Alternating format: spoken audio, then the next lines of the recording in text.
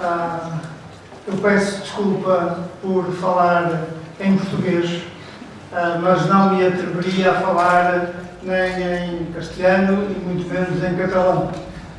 Vou tentar, se falar devagar, suponho que uma boa parte me conseguem entender. Há também tradução para o catalão. Queria, em primeiro lugar, agradecer o convite que me fizeram para estar aqui presente e em tão boa companhia. Carlos Alberto, um grande amigo, um amigo que tem um trabalho muito forte nestas áreas e, em particular, do desenvolvimento dos arquivos. Também António Gonzalez Quintana, um amigo de longa data que tem trabalhado profundamente sobre as questões associadas aos arquivos e aos direitos humanos e, em particular, com contributos internacionais muito significativos. É um prazer, uma honra agradecer este convite que foi feito pela Associação dos Arquiveiros Sem Fronteiras, uma associação que tem pautado a sua atividade pela solidariedade. E acho que este é um valor particularmente significativo quando olhamos para o mundo, quando olhamos para o estado dos arquivos em termos internacionais, com tantas disparidades, também de acordo com o desenvolvimento. Eu acho que os arquivos, se quisermos ter dois bons indicadores para o estado de desenvolvimento dos países e para a qualidade da democracia, o estado dos arquivos e das políticas arquivísticas são dois belíssimos indicadores sobre como é que são tratados, como é que há acesso, como é que eles têm um papel para o desenvolvimento do país. Portanto, esta era também uma ideia que tem vindo a ser trabalhada, que os arquivos podem ser, nesta época em que todos procuramos indicadores macroeconómicos, indicadores microeconómicos, provavelmente temos aqui nos arquivos um belíssimo indicador do estado de desenvolvimento e da qualidade da democracia. Aquilo que eu vos trazia era um exemplo muito concreto da forma de gerir arquivos e, em particular, arquivos de uma ditadura. Uma das ditaduras mais longas da Europa, entre 1926 e 1974, Portugal foi um país que viveu uma ditadura particularmente forte. Dar-vos só, já que estamos a falar de indicadores, uma pequena nota. O arquivo da Polícia Política, o arquivo da PVDE, da PIDE e da DGS, que são estes que aqui estão, recolheu informação de pelo menos 6 milhões de portugueses. Portugal tem uma população que no máximo atingiu 10 milhões. A PIDE recolheu informação individual sobre, no mínimo, 6 milhões de cidadãos.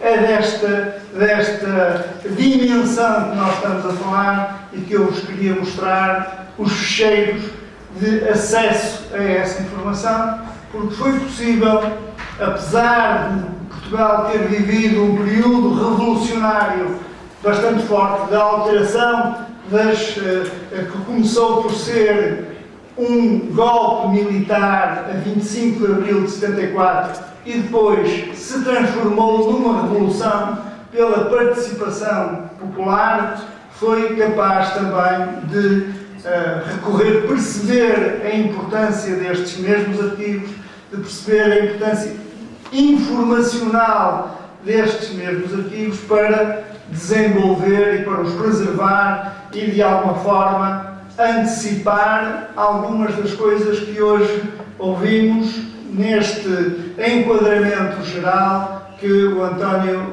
Gonzalez Quintana nos fez.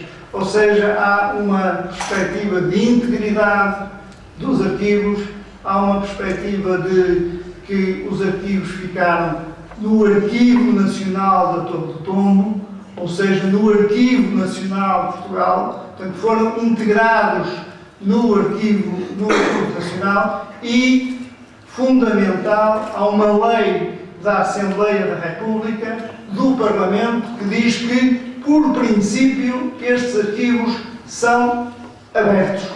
Estão abertos.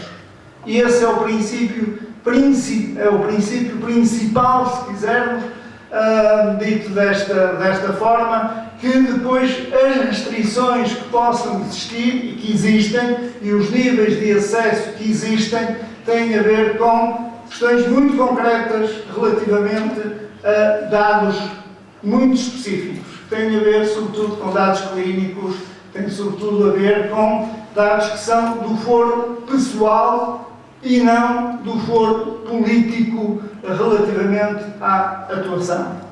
Aquilo que eu vos trazia, só muito rapidamente para contextualizar, a ditadura em Portugal, como eu vos fiz referência, começa em 1926, há um golpe militar, e depois, progressivamente, foram apresentados vários diplomas, uma institucionalização do próprio regime da ditadura militar e, se nós repararmos, o ano de 33 é um ano crucial em que é aprovada uma Constituição plebiscitária, portanto não há eleições, é aprovada em plebiscito, é o ano da institucionalização da polícia política, do Estatuto do Trabalho Nacional, isto o que é? É a Carta del Lavoro, a fascista italiana, que é quase traduzida para o português, é a criação de um secretariado de propaganda nacional, ou seja, a organização que tem a chamada cultura do espírito, que em Portugal a ditadura fascista vai desenvolver, e também o enquadramento através da Fundação Nacional da Alegria do Trabalho, já em 35, e, curiosamente, em 36, duas instituições fundamentais que estão ligadas aqui aos acontecimentos em Espanha, e nomeadamente à Guerra Civil.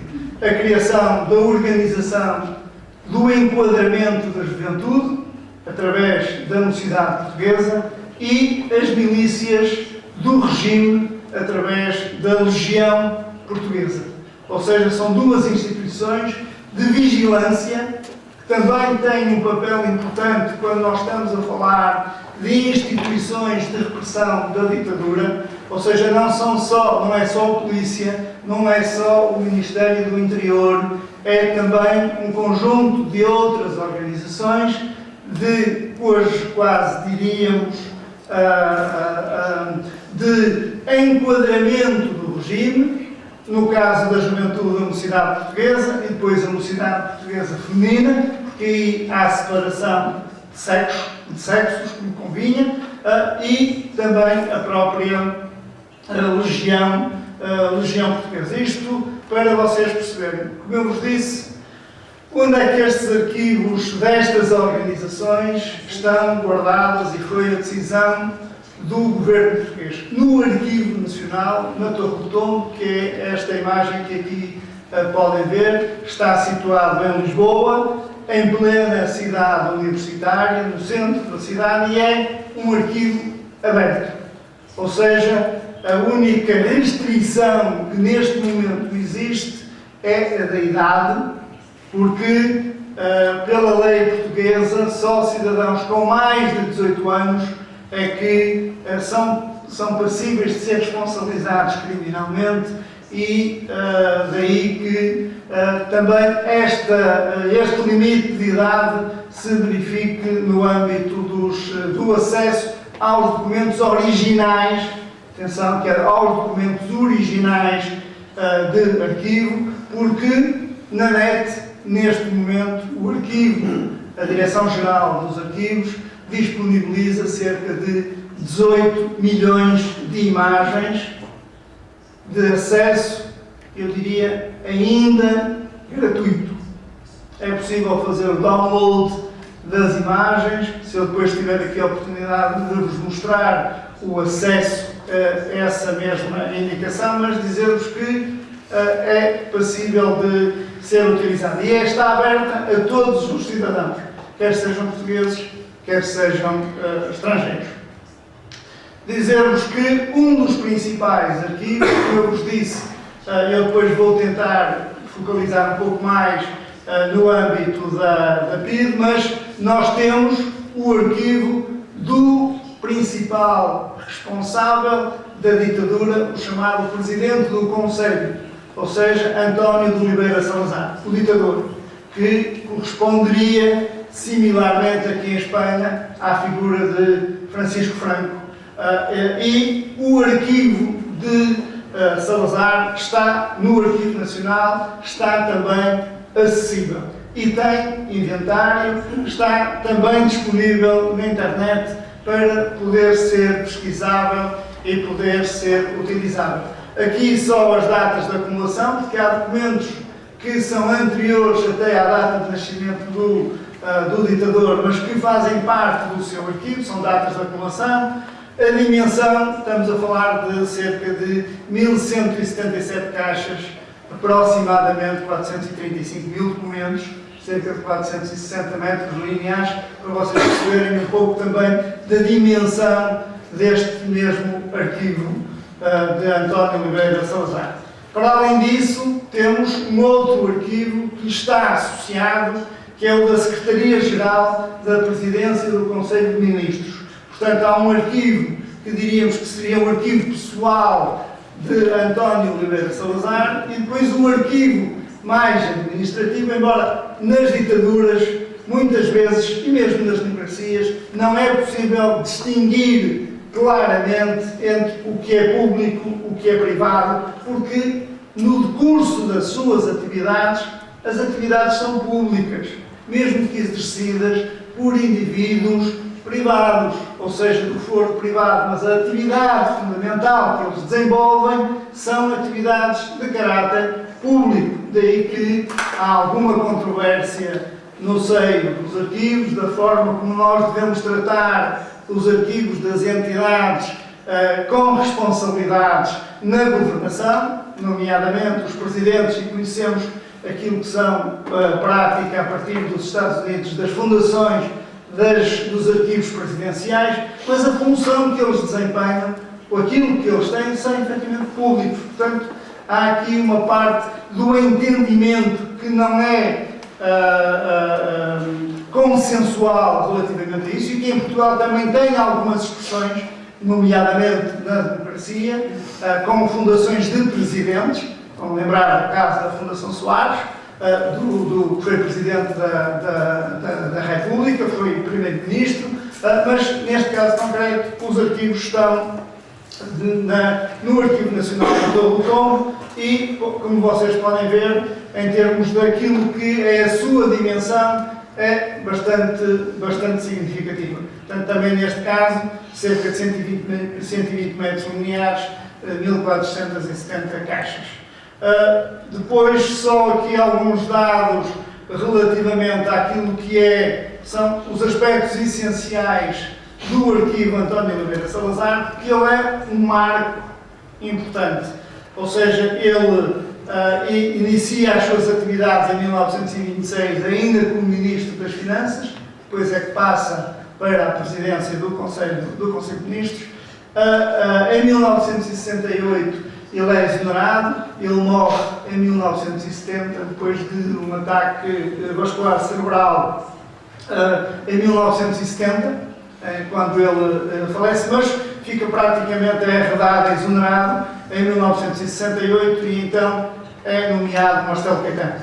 Em 1981, a transferência do arquivo de António Oliveira Salazar do Palácio de Sambento primeiro para a Biblioteca Nacional, porque o Arquivo Nacional não tinha espaço, estava em plena transição do Parlamento para as novas instalações, que só se veio a verificar em 1992, mas esta ideia que são arquivos públicos e que devem ser tratados dessa maneira, sempre foi muito clara em termos daquilo que é a política em Portugal.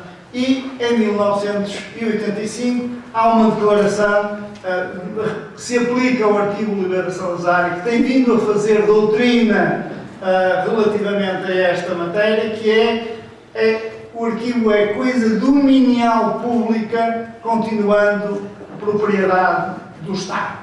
E este tem sido um princípio que, do ponto de vista arquivístico, tem um significado especial, que eu fiz referência, relativamente aos detentores de cargos públicos e aos arquivos dos detentores de cargos públicos.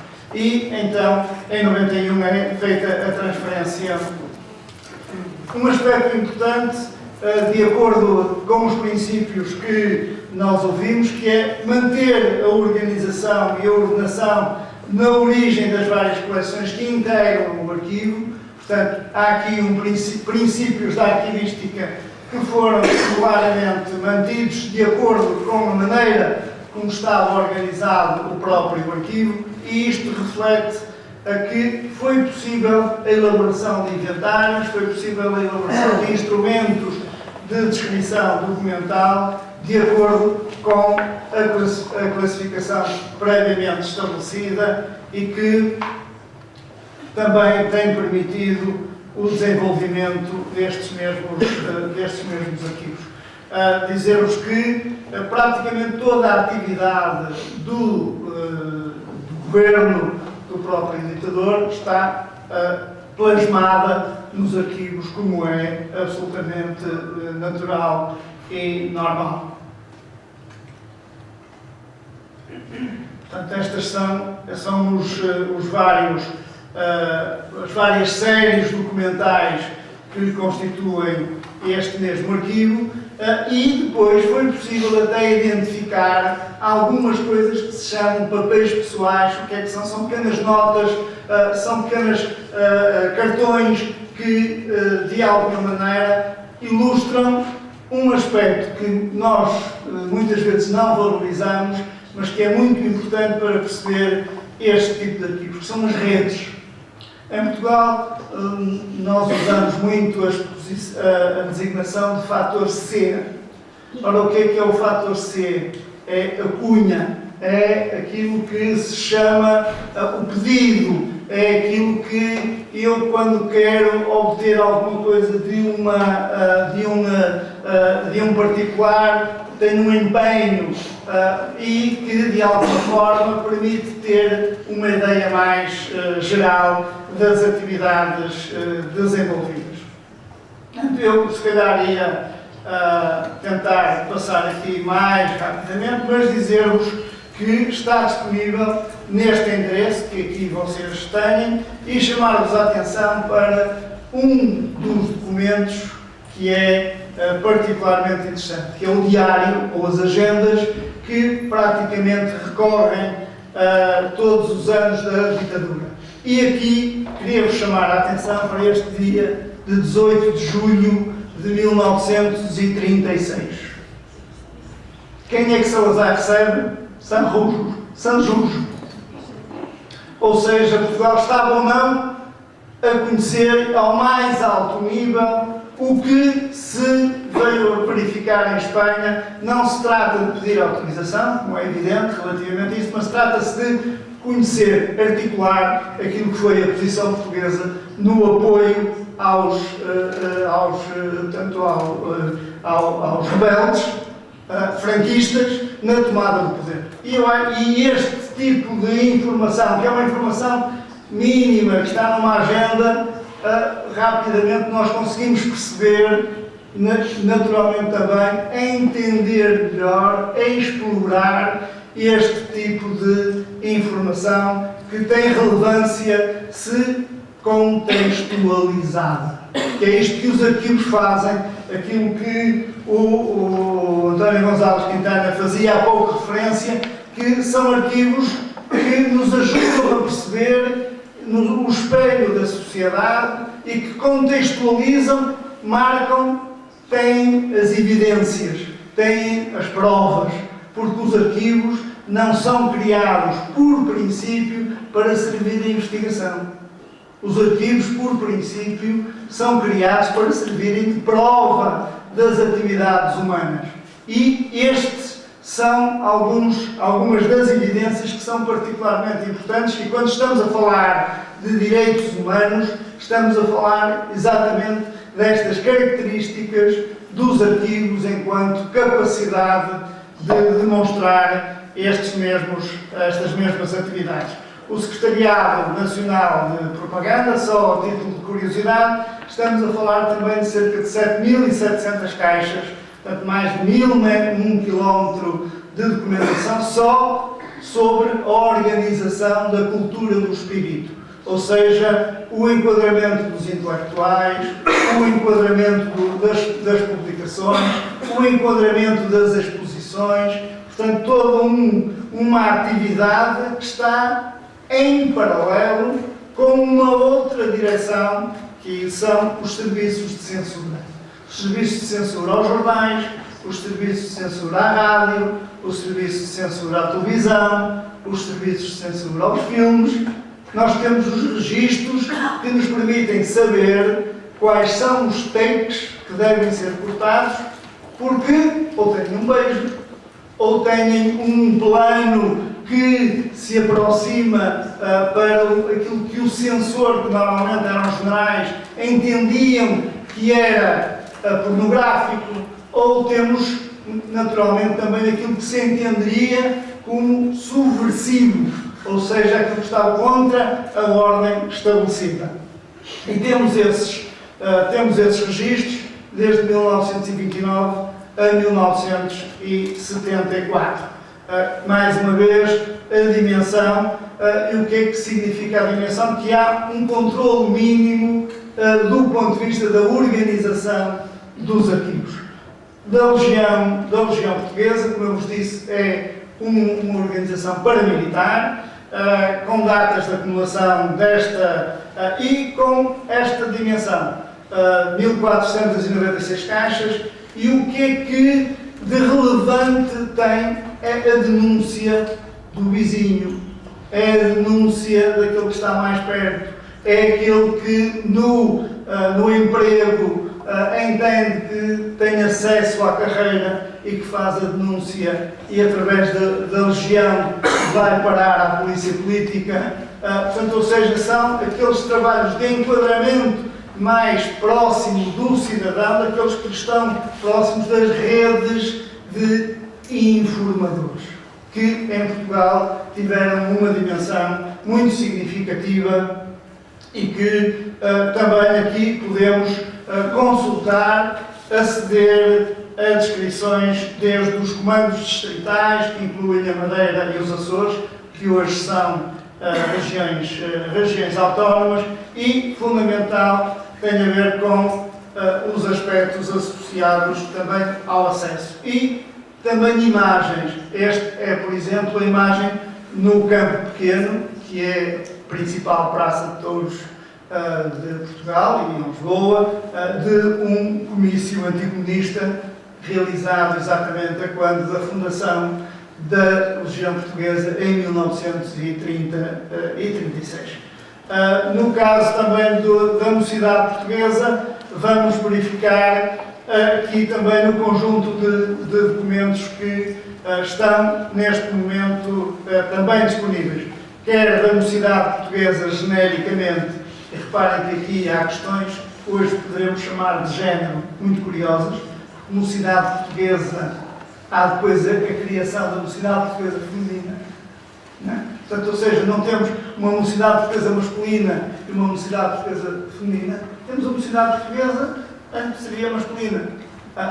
Depois há a necessidade de criar, ou seja, isto é já de um outro nível que, se os documentos estiverem devidamente descritos, se podem permitir outro tipo de abordagens, podem permitir outro tipo de leituras.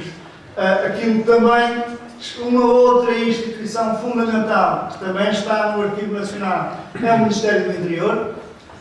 ou seja, são quem tem a tutela das polícias e que hoje já está no Arquivo Nacional e que tem todos os aspectos associados também aqui a um conjunto documental muito interessante associado à Guerra Civil de Espanha, nomeadamente da forma como foram recepcionados em Portugal refugiados, quer na zona de Barrancos, quer, portanto, ou seja, na zona da Extremadura, quer no norte de Portugal, ou seja, em todas as zonas de fronteira que nós vamos encontrar os relatos e a instalação com campos específicos de refugiados em Portugal, que tem permitido alguns estudos que já vão sendo realizados sobre esta problemática, a partir exatamente da informação do Ministério do Interior,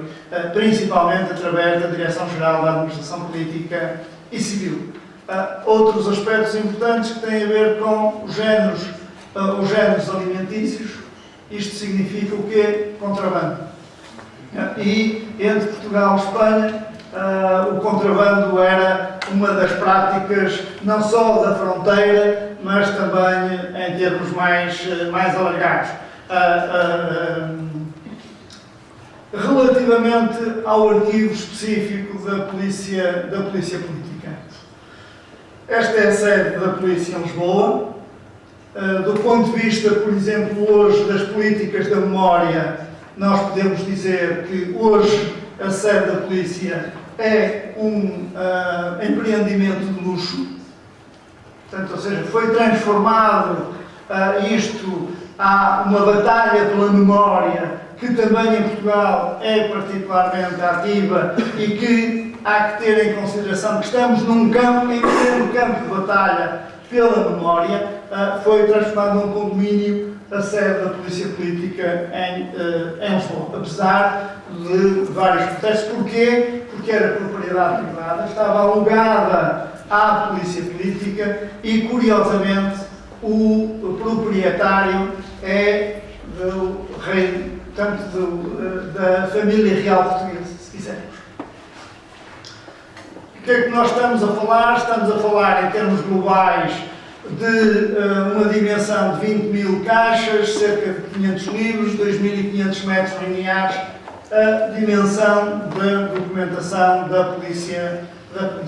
E aqui o enquadramento legislativo, nós podemos encontrar os serviços de informação que estão na origem das polícias ainda em 1919 e depois fomos acompanhando todos os trabalhos que foi passando genericamente esta organização. O que é que eu vos gostaria de vos dizer também? Que foi mantida a organização e a ordenação original da própria polícia, embora há uma área que é a área que tem a ver com a comissão que se constituiu a seguir ao 25 de Abril, uma comissão específica para saneamento da administração pública portuguesa e, em particular, para perseguir e identificar quais foram os crimes cometidos por agentes da polícia. E então, o que é que fizeram? Essa comissão, que era constituída por magistrados, constituída por investigadores, foram aos processos e retiraram de alguns destes processos as provas materiais da recolha de informação da polícia e constituíram expedientes autónomos. Muitas vezes sem fazer a ligação com os documentos originais. Portanto, perdemos aqui parte importante da ligação aos processos iniciais por via desta função que foi realizada, que não foi realizada nas melhores condições, nem foi acompanhada por arquivistas. E, portanto, isto também é importante nós percebermos, embora eu diria que em 90% dos casos a estrutura e os sistemas de organização se mantêm, assim como a integridade. Há uma discussão grande em Portugal sobre até pelo próprio processo revolucionário, se o arquivo da polícia, que era dos mais apetecidos do ponto de vista da recolha da informação, foi objeto de saque, foi objeto de intervenção até estrangeira relativamente a isso. Eu penso que muitas destas coisas são provavelmente alguns mitos urbanos. Mas nós detectamos e temos vindo a detectar lacunas, não quer dizer que não existam, mas são lacunas perfeitamente identificadas. A mim, pessoalmente, já me vieram a entregar documentos que pertenciam e que foram retirados dos expedientes da polícia política, porque diziam que eu não confiava que o regime democrático se ia manter, e então fui lá e retirei o meu processo. Ou um soldado que esteve à guarda das Forças Armadas até transitar para a Torre do Tombo. Mas também se verificaram destruições feitas pela própria polícia. Ou seja, a gestão de documentos feita e a forma de anular processos é um processo normal em termos de gestão dos arquivos. Queria-vos falar e mostrar algumas formas da maneira como a polícia trabalhava, com algumas imagens. Temos muito poucas imagens, como é natural, do funcionamento interno da própria polícia. Este é na área de um gabinete técnico, e também a destruição no próprio dia 25 de Abril, estas são imagens do Porto, daquilo que é a informação mais sensível, porque ainda demorou 2 dias até que as Forças Armadas e o povo de Lisboa, e depois também o povo do Porto, entrasse nestas organizações. E, portanto, há, efetivamente, vestígios também de destruição. Este aqui é um momento da prisão dos agentes da polícia, que foi realizado em 25 de Abril. Esta é uma imagem do Porto e, curiosamente, queria-vos chamar a atenção, portanto, esta é a porta da sede da Polícia Política no Porto, e já dentro, esta imagem que aqui está é de Virgínia Moura, portanto, uma das mulheres mais importantes da resistência em Portugal, quando ocupou a sede da polícia, e estas escadas, que eram as escadas que levavam aos locais de tortura, aos locais que estavam junto do sótão desta mesma casa, e que ela se fez fotografar exatamente no momento de liberdade, quando normalmente o seu percurso era a caminho da tortura. Esta é uma imagem dos ficheiros da polícia, portanto, ou seja, nós mantemos os próprios ficheiros da polícia, portanto, este é um aspecto de um depósito do Arquivo Nacional da Torre do Tombo, que tem e reuniu, o Arquivo Nacional reuniu toda a documentação da polícia política portuguesa, quer dos vários postos daquilo que nós chamamos de continente, quer também daquilo que são os postos da Madeira e dos Açores, quer das antigas colónias, ou seja, da Guiné, de Moçambique, de Angola, Santo Tomé, Timor, Macau não, porque Macau era a Polícia de Segurança Pública que fazia o trabalho da Polícia Política, mas aqui temos uma lacuna importante, que é um dos aspectos que também está na Declaração de Princípios. Moçambique nós temos só informação, recolha de informação dos serviços militares. Não temos a recolha da informação da polícia, da própria polícia política. Porquê? Porque os militares, quando os 40 anos da Declaração da Independência, ou seja, quando retiraram de Moçambique, a Frelimo não queria permitir a saída destes mesmos arquivos. E os militares portugueses entenderam que na altura estes arquivos poderiam servir como fontes para a repressão em Moçambique, e tomaram a decisão de os destruir.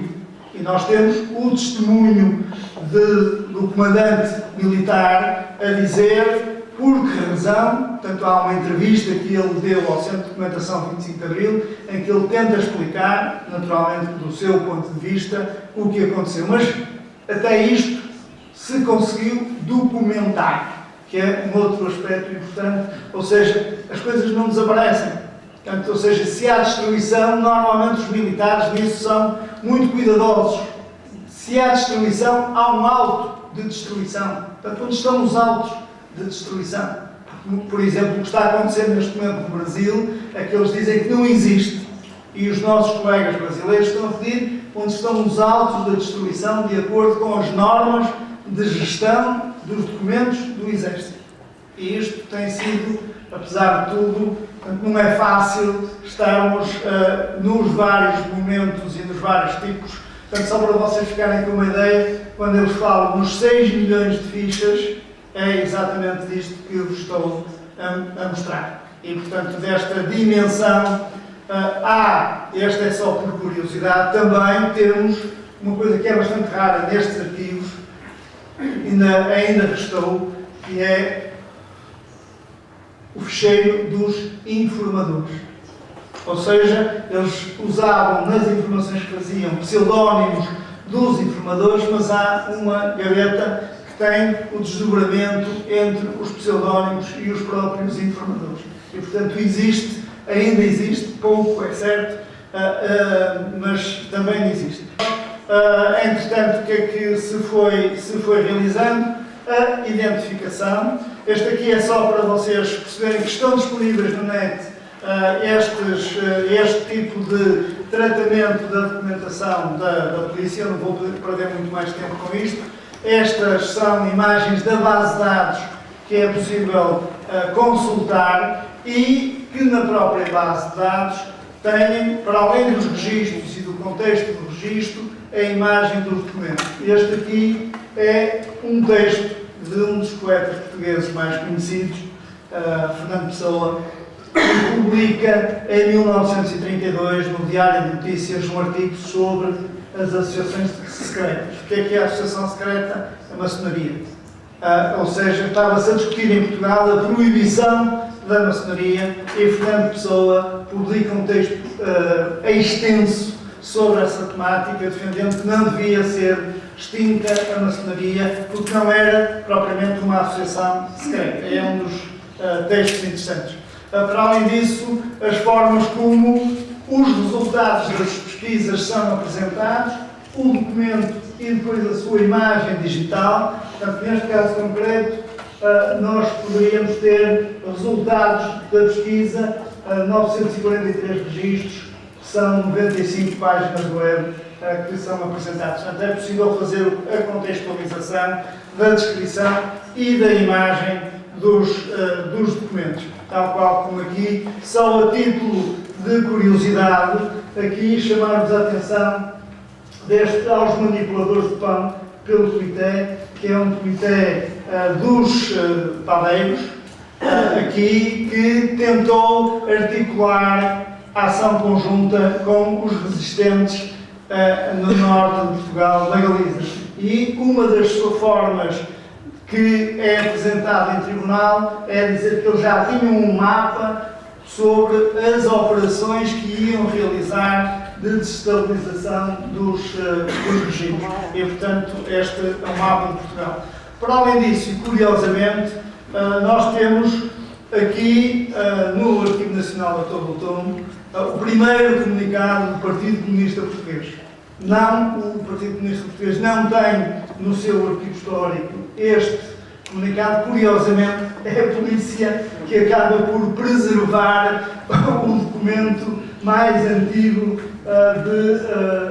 editado pelo Partido Comunista Português, porque lá está como prova junto de um processo judicial. Depois, a apreensão também de livros que faziam parte das mesmas, ou de várias outras iniciativas que jornais manuscritos, neste caso, por exemplo, de anarquistas, que mesmo na cadeia, e este é um outro aspecto importante, continuavam a desenvolver atividade. E desenvolver atividade, neste caso concreto, é a edição de um jornal manuscrito da cadeia. Depois, outros materiais, este, por exemplo, da campanha do general Humberto Delgado, que acabou por ser assassinado em Espanha pela polícia política portuguesa, e, portanto, este é o da campanha de 1958, ou então coisas que eram consideradas entre a pornografia, a parte política, portanto, ou seja, aquilo que a censura entendia que não eram os bons costumes existentes à época para qualquer cidadão. Este é o plano de classificação do arquivo da polícia e a tipologia documental, ou seja, como é que está associado o processo de recolha de informação e aquilo que é transposto em termos dos documentos. Queria-vos só mostrar, por curiosidade, esta mesma personagem, que é Pavel, que é Francisco da Paula Oliveira, que, clandestino, se foi transmutando para conseguir vencer aquilo que era a perseguição da polícia. Tanto é que, no fim, ele acaba por ir para o México, assumir a identidade de António Rodrigues Dias, e António Rodrigues Dias é provavelmente um dos historiadores de arte mais conhecido no México, em particular pela divulgação dos siqueiros, para além de toda a organização da pintura mural mexicana. E tem um passaporte espanhol.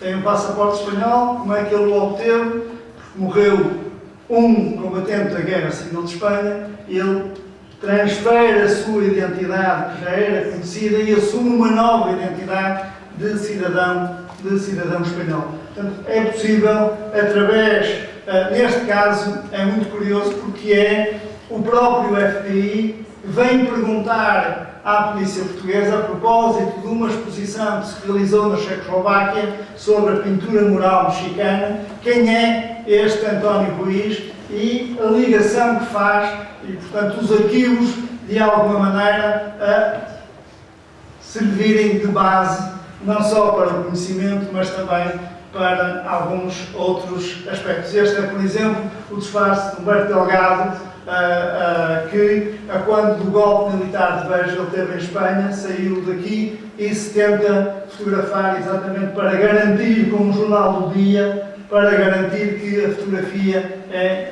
verdadeira. Plano de classificação segue depois com as várias informações que a polícia foi recolhendo. E foi recolhendo informação muito variada, desde aquilo que nós poderíamos considerar os aspectos mais privados, neste caso é exatamente Virginia Moura e o seu marido, o Bom Vital, em Paris, e todo o trabalho que foi realizado de recolha da informação. Queria-vos só chamar a atenção para isto, para mesmo grandes manifestações, que a polícia o que vai fazer é, nós temos a fotografia, depois a identificação individual de cada um por processos que hoje provavelmente utilizaria o Photoshop ou algo mais adequado, neste caso o recorte e a indicação expressa relativamente a esta matéria. Esta também é uma outra coisa curiosa do ponto de vista de uma iniciativa do movimento da oposição. Está aqui o José Morgado, Rui Luís Gomes, Virginia Moura e o Bom Vital, depois da realização de um comício, que foram espancados, foram ao hospital e foram atendidos por também um médico que era da oposição. E o que é que o médico fez? Arranjou aqui uma forma mais espetacular de passar e de dizer para a fotografia aquilo que se tinham, portanto, aumentando os casos de agressão policial. Esta foi uma fotografia que nós conhecemos estas histórias exatamente por via dos arquivos. Aquilo que eu vos dizia e se calhar com isto vou mesmo só chegar quase ao fim, o Registro Geral de Preços. E o que é que nós fizemos? Consideramos estes documentos administrativos. Porque se nós fôssemos considerar estes documentos do ponto de vista tradicional arquivístico, não os podíamos divulgar. Consideramos documentos administrativos porquê? Porque, como eu vos disse há pouco, nós passamos certidões para que tempos de prisão e de clandestinidade tenham efeitos para a reforma, portanto, ou seja, para a jubilação. E estes são os nossos principais instrumentos, para além do aspecto político que encerram, são os nossos principais instrumentos de recuperação da informação. São, claramente, documentos administrativos a favor da transparência, a favor daquilo que é comumente aceito de governo aberto. Então nós também podemos encontrar formas de este tipo de documentação, que tinha problemas complicados por causa das questões associadas à proteção de dados, até por via da fotografia. Estas fotografias não são em locais públicos, portanto, ou seja, e o cidadão está constrangido também à imagem, e alguns deles até vão ter uma posição muito curiosa relativamente à divulgação destas imagens, mas a nossa postura foi de considerar, nas condições especiais, que era possível encontrar formas de acesso, encontrar formas de divulgação, de publicação em vários trabalhos. Que eu gostava também de vos poder mostrar. Isto é uma sala de uma casa clandestina e, por fim, também só umas questões que normalmente não são muito faladas no caso português, que têm a ver com aquilo que se passou com os campos de concentração. Portugal teve campos de concentração, não só aquele que é mais conhecido, que é em Cabo Verde, que é o campo de concentração de Tarrafal, curiosamente aberto em 1936, que manteve entre 1936 e 1954 para os presos oriundos do continente, diríamos assim, e depois reabriu, portanto, e o encerramento foi fruto de uma campanha internacional contra o encerramento dos campos de concentração. Estamos em 54, depois da Segunda Guerra Mundial, mas curiosamente reabriu em 1961 para serem encarcerados os combatentes das ex-colónias portuguesas, os combatentes de Angola, os combatentes de Moçambique, os combatentes da Guiné. E em condições extraordinariamente complicadas. Estas barracas, o sítio onde foi construído o campo, estas barracas e o campo foi construído pelos próprios prisioneiros. E, portanto, nós hoje conhecemos algum deste trabalho através de algumas publicações, mas o Arquivo Nacional de São Tomé fez com Cabo Verde, com o Arquivo Nacional de Cabo Verde, a entrega em formato digital certificado de toda a documentação sobre o campo de concentração de Tarrafal e que neste momento está a ser também objeto de uma candidatura à Unesco para ser reconhecido como um património mundial. E o Arquivo Nacional fez a entrega ao Arquivo de Cabo Verde toda a documentação sobre esse mesmo campo. Estas são algumas publicações e algumas das pessoas que... Estas as imagens de Jeová, e depois queria-vos falar de um outro tipo de imagens que é possível também encontrar nos arquivos portugueses, que é a brutalidade da guerra e da guerra colonial. Normalmente, em Portugal, fala-se muito pouco do que significou o assassínio, porque se trata efetivamente de assassínio, de cidadãos de Angola, cidadãos de Moçambique. Estas são imagens capturadas por soldados que depois as mandavam revelar e que a polícia política conseguia obter os negativos por via da entrega dos fotógrafos.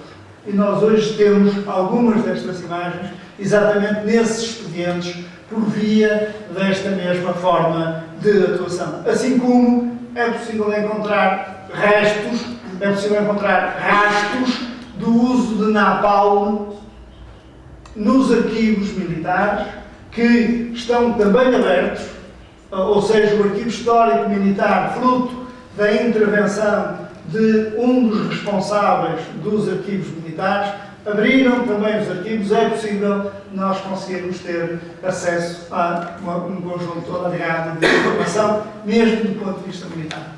Portanto, eu teria muito mais para vos mostrar, mas acho que se calhar também já excedi demasiado tempo. Muito obrigado.